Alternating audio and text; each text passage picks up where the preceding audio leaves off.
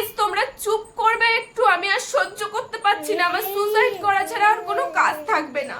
এই যে যেই ছোট্ট মেয়েটাকে দেখতে পাচ্ছ না, আজকে ওর 3 বছর বয়স হতে যাচ্ছে, আর যেদিন থেকে হসপিটালে ভর্তি হয়েছে সেদিন থেকে আজ পর্যন্ত আমি এই একা হাতে মানুষ করছি। কোনো দিন আমার বাড়িতে আমি একে নিয়ে রান্না করতে পারিনি। সে যখন ছোট্ট ছিল সেদিন আমরা সারাদিন না খেয়েছিলাম, কারণ কি আমার এখানে কোনো ফ্যামিলি নেই, আমার সবটা সামলাতে হয়েছে। আমার ফ্যামিলি নেই, কিচ্ছু নেই, শুধু আমার হাজবেন্ড আর আমি। এই ছোট মেয়েটাকে আজ পর্যন্ত আমার মনে পড়ে না আমার বাচ্চাকে অন্য কেউ, আমার ফ্যামিলি বা কেউ আমার বাচ্চাকে স্নান করিয়েছে বা খাইয়েছে, কারণ আমরা বিদেশে থাকি, আমরা 3 জন থাকি।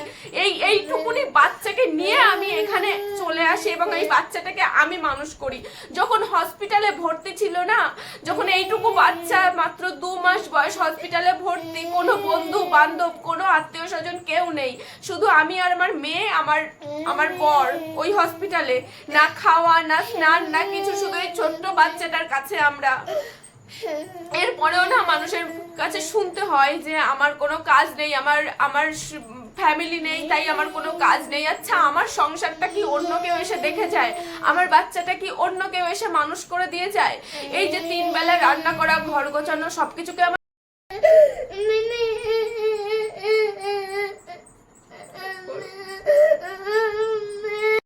সবাই কি বলতো, আমাদের মতো যারা বাইরে থাকে, যেসব মেয়েরা তাদের ছোট ছোট কিছু চাকচিক্য, বাইরের যে চাকচিক্যটা দেখে আমাদেরকে বিচার করে, আমাদের ভেতরেরটা কেউ বিচার করে না। হ্যাঁ, এই যে বাচ্চাটাকে সামলানো, একটুখানি ঘুমোতে যায়, তারপরে আবার উঠে যায়, সেই কাজটাকে আমার আবার করতে যেতে হয়।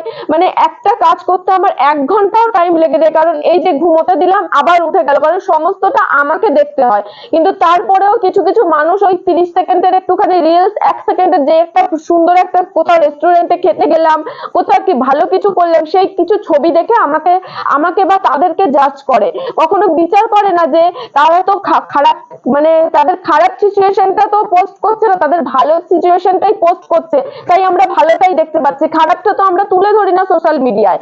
আজকে আমি চেঁচিয়ে চেঁচিয়ে বলতে না বাধ্য হচ্ছি, কারণ আমার লাইফের সাথে এত এত এত খারাপ খারাপ কিছু ঘটে যায় না, আজকে সেই জন্য মুখটা খুলতে এভাবে রুডলি আমি মানে বাধ্য হয়েছি। কারণ প্রতিনিয়ত যেখানে যাচ্ছি, গ্রামে বাইরে যেখানে কোনো কাজে যাচ্ছি, সেখানে একটাই কথা আমার কান পচে গেল যে আমাদের কোনো কাজ নেই, আমাদের শুধু ঘোরাফেরা। আচ্ছা বাবা, তোমরা সোশ্যাল মিডিয়া শুধু আমাদের ঘোরাফেরাটা দেখো, আমাদের স্ট্রাগলটা দেখো না, আমরা কতটা টেনশন নিয়ে থাকি, কত কিছু নিয়ে থাকি, তোমরা দেখতে পারবে না, কারণ আমরা তোমাদেরকে দেখাই না, আমাদের খারাপটা দেখাই না, আমরা ভালোটা দেখাই। আমরা চাই না আমাদের খারাপটা সোশ্যাল মিডিয়ায় আসুক, সবাই দেখতে পাক, হাসি তামাশা করুক, সেটা আমরা চাই না। শুধু আমি একজনকে বলছি না, জানো, সেদিনও একজন আমাকে এরকম বলেছে, তখন তাকে আমি রিপ্লাই করেছি। আমার এই ছোট্ট মেয়েটা যখন হসপিটালে ভর্তি ছিল, যখন 2 মাস বয়স, তখনও আমরা শুধু 2 জন, এখানের কোনো বন্ধু বান্ধব বলো, কেউ আমাদের পাশে ছিল না, শুধু আমরা দুজন এই ছোট্ট মেয়েটাকে নিয়ে আমরা ওখানে ছিলাম। আর আজকে যে কথাগুলো বলছি, যথেষ্ট একটা কারণ আছে।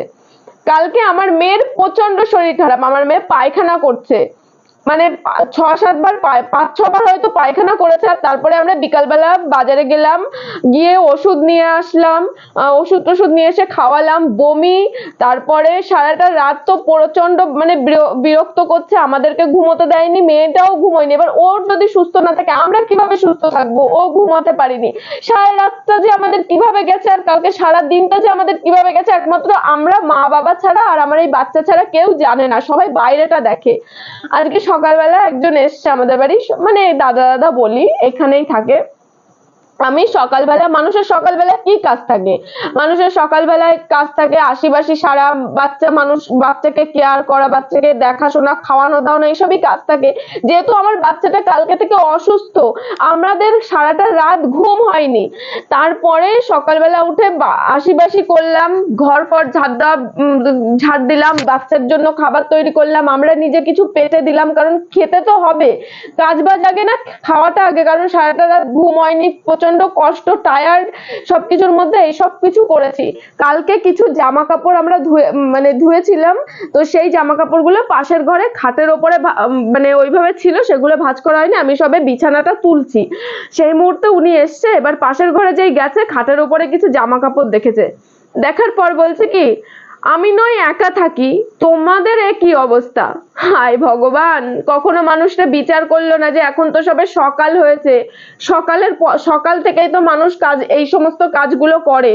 হ্যাঁ, সে একা থাকে, তার সাথে আমার তুলনা করলো। আমার সংসারটা কি সে দেখে যায়? কেউ কি দেখবে আমার সংসারটা?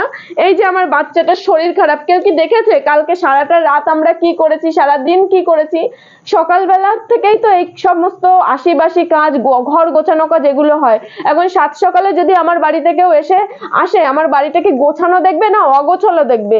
এই প্রশ্নটা আমার তাদের কাছে। কেউ যে এই ছোট ছোট কারণে আমাকে জাজ করে, বিচার করে। কেন বিচার করে? আমার কিছু রিলস দেখে আমাকে বিচার করে?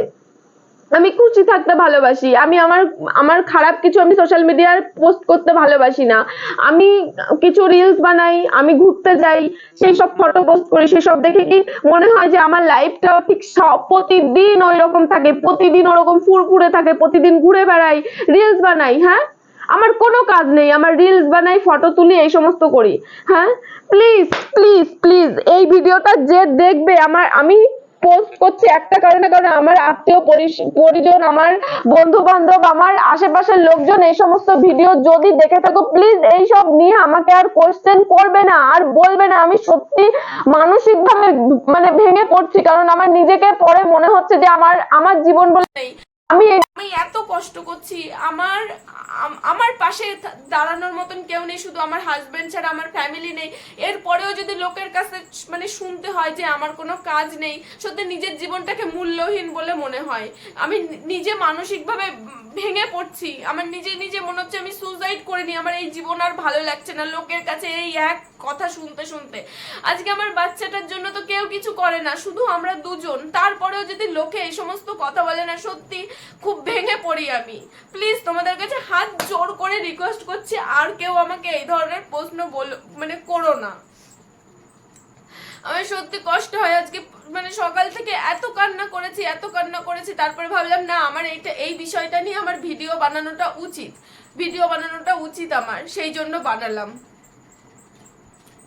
একটু এই মেয়েটার মুখের দিকে তাকাও তো, কতটা শরীরটা খারাপ। সেটা সারাটা দিন কালকে আমাদের কেমন কেটেছে, বিশেষ করে রাত্রেবেলা, রাতের যুদ্ধ, সারা দিনের যুদ্ধর পরে আজকের দিনের যুদ্ধ আবার শুরু। হ্যাঁ, সকালবেলার থেকে যুদ্ধ আবার শুরু। তাহলে আমার মনের মধ্যে থেকে কি হয়? হ্যাঁ, আর সকালবেলায় তো মানুষ ঘর গোছানো সবকিছু করে। এখন সাত সকালে যদি আমার বাড়িতে কেউ আসে, সেটাকে আমার ঘর গোছানো দেখবে? সবার মনের মধ্যে এক প্রশ্ন, আমরা একা থাকি, আমাদের কোনো কাজ বাজ নেই। সত্যি বলছি গো, আমাদের অনেক কাজ থাকে, কিন্তু তার মধ্যে আমরা একটু খুশি থাকার জন্য বিশেষ করে আমি একটু রিলস বানাই বা কিছু, সেটা দেখে লোকে ভাবে আমি অনেক মানে খুশি সুখী থাকি, তাই আমি এত রিলস বানাই। আমারও টেনশন হয়, আমার মা বাবাকে নিয়ে টেনশন হয়। আমি বিয়ের আগে পর্যন্ত স্ট্রাগল করে এসেছি, এখন স্ট্রাগল করছি, তাই আমি কাউকে বলি না আমাদের এই কষ্টের কথা, কাউকে বলি না যে আমাদের এটা নেই সেটা নেই, আমাদের কষ্ট আমরা কাউকে বলি না। আমরা ভালো থাকি, ভালো কিছু পোস্ট করি, তাই তোমরা ভালো কিছু দেখতে পাও। খারাপ কিছু পোস্ট করলে আমাদের কষ্ট, যদি পোস্ট করতাম তাহলে কষ্টটাই দেখতে পারতে। তাই আমি চাই না আমার কষ্ট সোশ্যাল মিডিয়ায় আসুক। প্লিজ তোমাদের কাছে আবারও হাত জোর করছি, এই সমস্ত প্রশ্ন করবে না, এই সমস্ত কথা বলবে না, কষ্ট হয়। কারণ এই মেয়েটাকে না ছোট্ট থেকে এইটুকু মানে থেকে আমি একা দেখছি, একার হাতে মানুষ করেছি।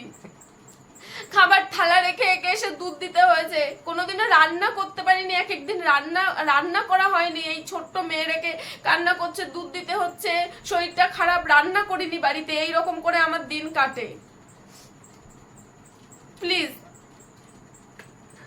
আমি যদি ভুল কিছু বলে থাকি ক্ষমা করে দেও, কিন্তু আজকে এই কথাটা আমার বলাটা অনেক দরকার ছিল। কারণ আজকে আমি অনেক কষ্ট পেয়েছি আর অনেক কান্না করছি সকাল থেকে। কারণ বিশেষ করে কষ্ট পেয়েছি এই কারণে যে আজকে আমার মূল্য নেই কোনো। একটা মেয়ে যদি একা থাকে তার কোনো মূল্য নেই। কালকে সারাটা দিন রাত এভাবে যুদ্ধ করলাম আমার মেয়ের জন্য, আর তারপর সকালবেলায় একটা লোকের মুখে এই কথাটা আমার শুনতে হলো যে আমার ঘরের অবস্থা দেখে। কখনো আমার পেছনের কথাগুলো কি দেখেছে? সে পেছনের কথা কি জানে? সে সামনেটা দেখেই বিচার করে নিল। এটাই আমার বলার। আজ পর্যন্ত হয়তোবা সে এসে দেখেনি আমার ঘরটার এলোমেলো আছে বা কিছু। হ্যাঁ, এলোমেলো কখন থাকে? আর তাদের না এই কথাটা জেনে রাখা দরকার যে একটা বাড়িতে যদি বাচ্চা থাকে না, সবসময় ঘর টিপটপ থাকে না, কারণ গোছানো জিনিসও সেটা এলোমেলো হয়ে যায়। এটাই তো মানুষ গুছিয়ে টুছিয়ে রাখে, সেই টাইমটা তো আমাকে দেওয়া হবে। আর কালকে যেহেতু আমার বাচ্চার শরীর খারাপ ছিল, তাই 7 সকালে উঠেই আমি ওগুলো করতে পারিনি। 7 সকালে উঠে আমার মেয়েকে ওষুধ খাওয়ানো, ওকে খাওয়ানো, ওকে সবকিছু রেডি করা, আমাদের রেডি করা, এগুলো থাকে। তো প্লিজ আমাকে ক্ষমা করো যদি আমি কিছু কারোর মনে দুঃখ দিয়ে থাকি, কারণ আমি নিজেই দুঃখে, মানে কি বলবো, আমি নিজেই নিজেই আহত হয়ে আছি যে আমি অন্য কাউকে দুঃখ দেবো বলে আমি এই কথাগুলো বলিনি। কারণ আজকে দুঃখ পেতে পেতে আজকে এই অবস্থা, মানে প্রত্যেকটা মানুষের কাছে কাজ নেই। প্লিজ একবার এসে দেখো আমরা কি করি। কারণ একটা বাচ্চাকে, ছোট্ট বাচ্চাকে হসপিটাল থেকে নিয়ে এসে কদিন পরেই যখন বিদেশে একা একা মানুষ করে না, সোজা না। আমার মনে হয় না যে এরকম বিশেষ কেউ করে থাকে আমার মতো।